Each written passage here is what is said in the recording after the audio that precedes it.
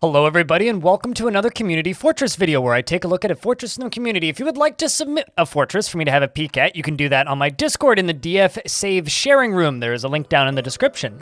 This one really caught my eye because it had a little story attached to it, which I thought was kind of interesting. It was submitted by Nolans34 on the Discord, and they state that this is their second fort ever, and they didn't get very far on their first. And their goal with this fortress was to take over this Necromancer tower here, the Tower of Brunch Soaks. And they state that the story of this fortress ended, in their mind, when their dwarven necromancer died defending against a human necromancer, and the deaths of their soldiers struggling to defend and ultimately kill the necromancers would be in vain if they dug into the caverns. So they decided to, instead of continuing on the story of this fortress, to simply end it and retire it into the world, because they defeated this tower.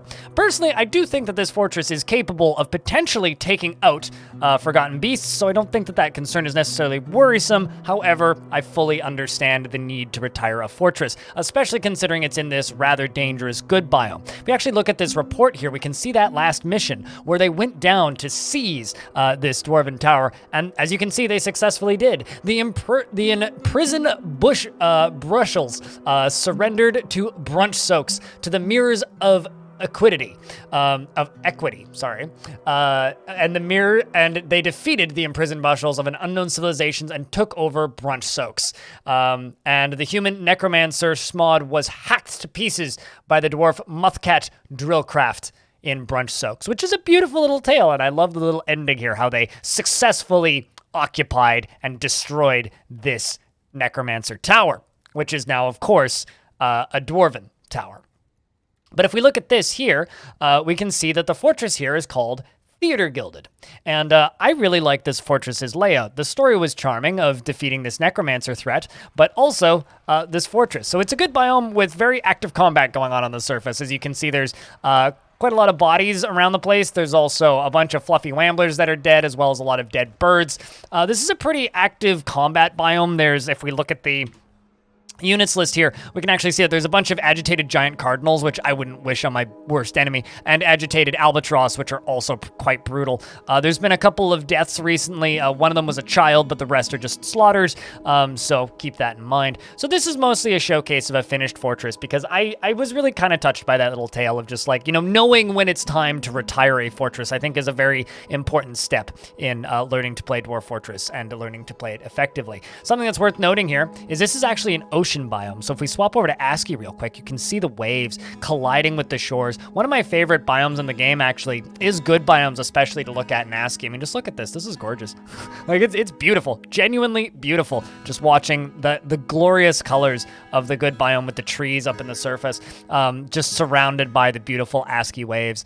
It's one of my actually least favorite things about this current version's tile set is just that it doesn't have any animations for the waves. But, everything for Dwarf Fortress is a work in progress. So I do hope that sooner rather than later, we will get a better variant of this. Now, we are in early winter, and it does look like there is some nice shale walls here at the edge of this. I wasn't sure if this was ice or not initially, but this big old drawbridge kind of leading into the fort. There's plenty of spots that are under construction still. I would have loved to see this upper layer being turned into battlements.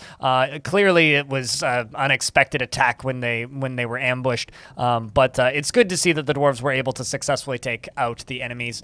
And then down here we can see bits and pieces of things all over the place, as well as many other roads and entrances and exits, and plenty of cats and dogs about.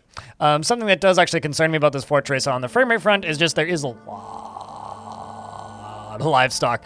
If I was playing this, like, they are already culling the population, but what I would recommend doing is not only cull the population, but build a couple farmer shops and geld a few of these. I'm seeing a lot of dogs here, especially hunting dogs that are not gelded. Just geld them down to like 1 or 2 pairs and just kind of manage that so that you don't have a puppy explosion too frequently. If we go one layer down, you can see that they've got a pretty well set up and nice looking little underground farming setup here, as well as our little trade depot with a roof, which looks nice as well.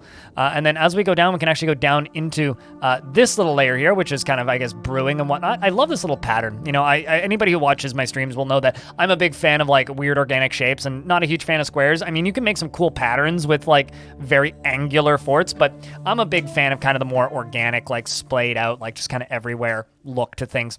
And as we go a little further down, you can see we have bedrooms, and more bedrooms, and more bedrooms, and more bedrooms. And this is kind of your main layer. So this is what really caught my eye about this fort. As you can see, considering this is this person's second fortress ever, this is what I would describe as just not just neat, but like straight up impressive. They've harnessed this aquifer on multiple spots, and they're bringing the driplets out of the aquifer, so it's a very natural underground creek in that way. There is obviously this very creative little blockage here, and of course they have floodgates to, I guess, like control the flow of the water to make sure that it doesn't overflow, but it also doesn't underflow. I personally would actually build straight over top of this to like give the dwarves access to all sides of the well, because the more access they have to the well, the better. And then, of course, there's some other fun shenanigans going on down here, just kind of draining water into places. I'm pretty sure that this is a stairway attempt to dig down that... well, obviously got flooded by this ocean to assist with this, but, you know, it's since been blocked from what I can tell. It doesn't look like it's actually still actively flowing in, so it looks like it was kind of an attempt to bring water down directly, and then they swapped over to this setup, but it's also kind of hard to tell. I'm not entirely sure what they were attempting there. I'm assuming that they were trying to use the ocean to fill this creek, but ended up just going with the aquifer instead, which is, you know, both are valid options, but because this is an aquifer fed, and this is an ocean, this is actually salt water, whereas this down here is fresh water. So it's a good thing that the ocean option failed. Otherwise, they would have needed to pump it to clean the water. So if we go down here, we can actually see we got lovely little gem windows for these little individual bedrooms. I think they look lovely. Very nice, well-appointed bedrooms in general, I would say.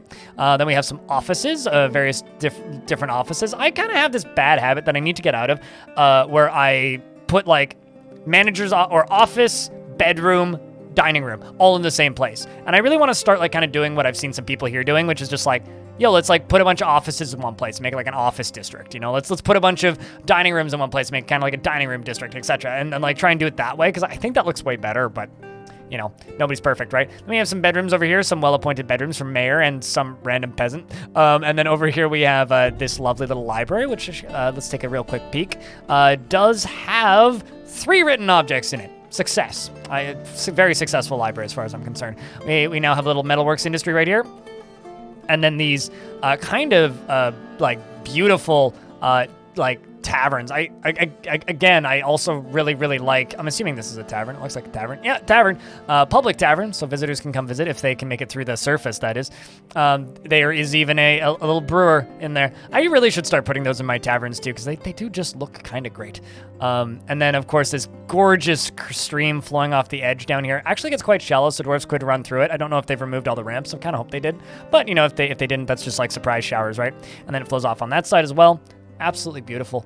And then up here we actually have some power. They are powering some millstones, and it looks like the power could start going elsewhere with that gear assembly if they wanted it to, but instead it's just powering these 2 gear stones. I mean, it's only using 72 out of the power that it's using, which, you know, I think I talked about that before, using underground rivers as like a form of power. Very, very, very effective. And then as we continue to scroll around, we can see this is the source of the massive puppy problem.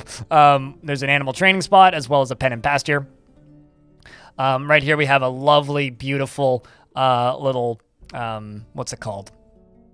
Temple. That's the word I'm looking for. And then right here we have a very, very, very large little sanctuary, a very, very, very large little hospital, which is actually something that I don't generally do. But they've actually got each individual hospital chamber, which is also really cool. I just kind of have this habit of like, brrr, just like splatting down a whole bunch of stuff. But like, you know, this is actually inspiring me to go do better and make cooler looking forts, honestly. And then over here we have this lovely, like little respectful, I would say, series of slabs. Let's actually take a peek at one. Oh, these are just, they don't actually have anything engraved on them. Okay, this one does. Written on the item is a finely crafted memorial to Nagok Oktosan. The slab reads, in memory of Nagok, went missing in the year 102. Rest in peace, I suppose. Over here, we have a finely crafted image of Arath, bled to death, slain by the human zombie post hands, with a silver pike in Rislu Osri, the siege of Blazing in the year 101. The color teal made him happy. Well, that's sad. Rest in peace, dwarf. So now if we go over to the center, there is some stuff rotting over there. Don't mind that. There is this area that's been dug out.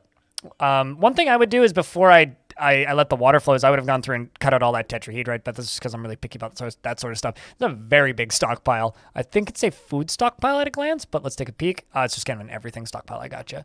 And then down here we have a bunch of coffins. Also looks lovely. And then as we go down, these are all different ores. I'm assuming that the ore spawning is quite common here, based on the size of these. Just pure, and that's not a bad thing necessarily, but it's like, it's just that's the reason it's spawning in that shape, I guess. Also a good reason to ignore that tetrahedrite. I would have mined out that tetrahedrite because I would be like, oh my god, I don't know when I'm going to find more tetrahedrite. But as they dug down, they eventually hit bottom, and that is where they decided to end the fort. Although, I'm a little curious. Would they even hit the cavern layer if they kept digging? Let's find out. Turns out the answer is yes. They were just a few levels above. Take a real quick peek, shall we?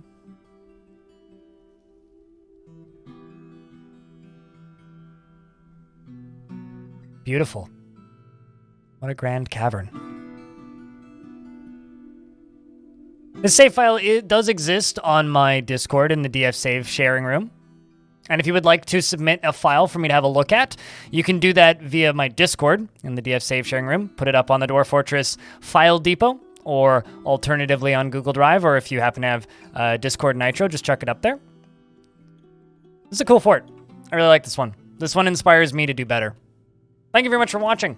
I hope you enjoyed this video. If you want to see more videos like it, there's a playlist of these growing on my YouTube channel. And if you would like to watch me as I play video games on the internet, you can go to twitch.tv/BLINDIRL for some of that. Thank you very much for watching. I hope to see you in the next one.